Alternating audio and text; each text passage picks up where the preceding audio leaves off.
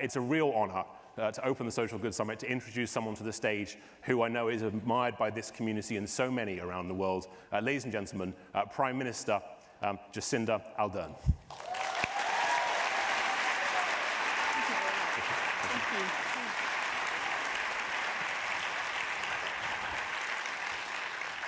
Kia ora koutou katoa. I'll start with a greeting from Aotearoa, New Zealand, and bring with me the warmest regards from my country.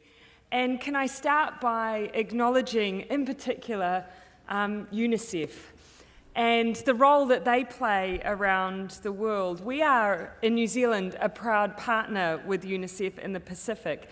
And I know that not just from reports that I have read, but from what I have seen myself. I recently visited Whasi Primary School in Tonga, where UNICEF was working to provide tents and school supplies in the aftermath of a devastating cyclone. Together, our response was necessarily swift. To see children sitting in makeshift spaces for learning with devastation all around them, classrooms without roofs, which still had children's posters hanging in tatters on the walls. It was both a heart-wrenching but encouraging scene. Learning was still happening amongst the wreckage, and plans were already in place to rebuild again.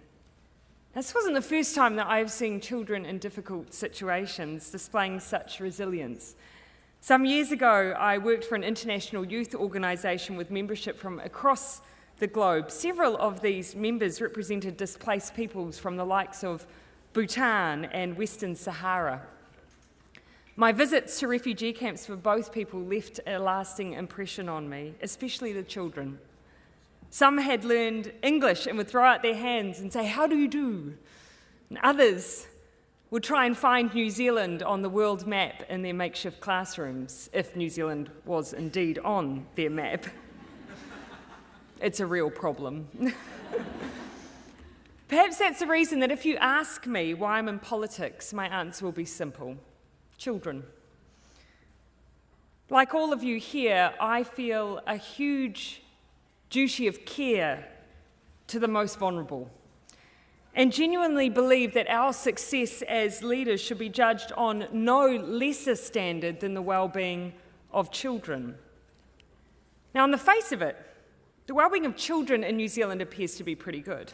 We're incredibly lucky to come from a country where children can be children. We are free from war and the devastation that comes from long-term political instability. We have a beautiful environment, universal healthcare, and a world-class education system that encourages play.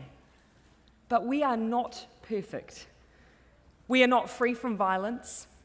We are not free from natural disasters and all of the stress and strain that can bring, and we are not free from poverty.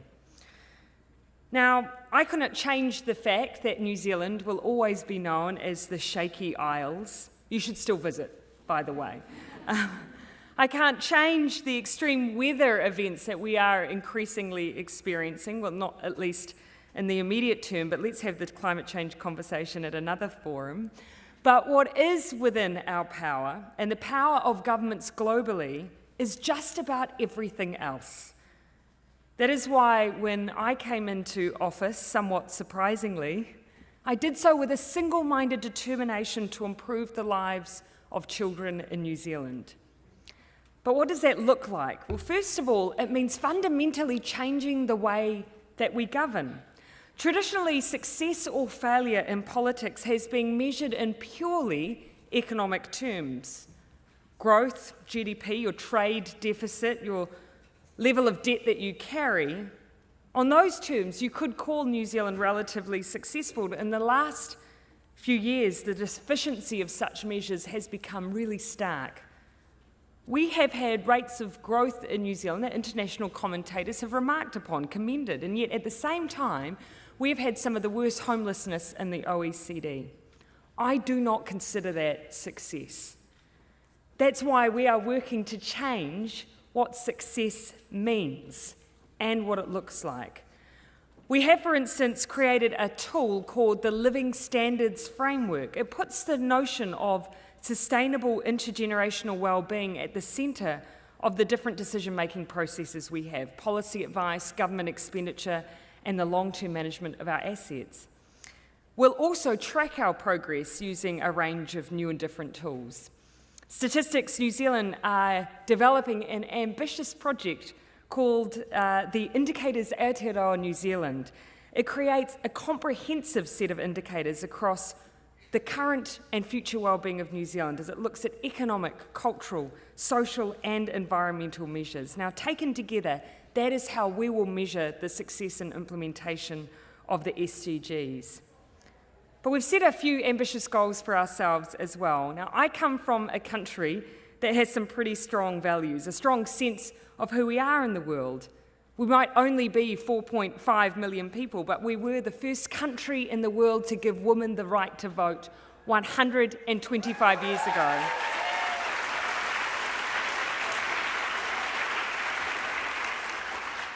We've had 3 female prime ministers. It's really not a big deal, guys. But all of these milestones all comes out of a sense of fairness, equality, care. We hate injustice. We don't especially believe in notions of status, and we think everyone deserves decent opportunities, and that starts with kids. That's why, as one of our 12 priorities as a government, we want to make New Zealand the best place in the world to be a child. Not to raise children, but to be a child. Now, that's not to ignore the importance of family or parents, but simply to view the world through the lens of children. We recently went out and surveyed children around what they wanted if we were to establish a strategy as a government. And their response was really stark for me. They didn't list all of the technological devices that they want. They didn't say skate parks. They raised things like poverty. They raised wanting to spend more time with their parents and their family. They raised issues around poverty for other children. They looked beyond themselves, and that's what we should do as leaders and as a government too. And that's why child poverty has become one of the key goals of this government, reducing child poverty. Currently in New Zealand, Parliament is considering a piece of law that, when passed, will require us to set targets to reduce child poverty and report every single budget on how we have done. We're hoping to at least halve child poverty in New Zealand within the next 10 years. We've also implemented policies that will make a difference to the financial well-being of children and their families. We've changed our welfare and tax system so that lower middle income earners will end up being at least $75 a week better off, and thousands of children will be lifted out of poverty. We've extended paid parental leave from 18 weeks to 26 weeks to allow kids time to bond with their families. We've set a goal that everyone should have a warm, dry, affordable home, and kicked off a major house building program called Kiwi Build to help make that a reality, alongside minimum standards for rentals so that children don't get sick or die from respiratory illness. And we're reinvesting in health and education. We've made it free for any child under 14 to see the doctor. But despite all of this, we know there is much, much more to do. Today, this very day, marks 1 year ago that the election was held in New Zealand. That election ultimately brought me and my government into office, and I want to use this 1 year anniversary to recommit myself and our government to becoming the best place in the world to be a child, and to recommit ourselves to working with the international community to make sure that no matter where you are born in the world, your local school is the best school. There is food and a health system you can rely on, and perhaps most importantly, that you are loved and that you are heard. I want all of that for the children of New Zealand as much as I do the children of Western Sahara and Bhutan. Thank you very much for the chance to come and share a few thoughts with you this morning.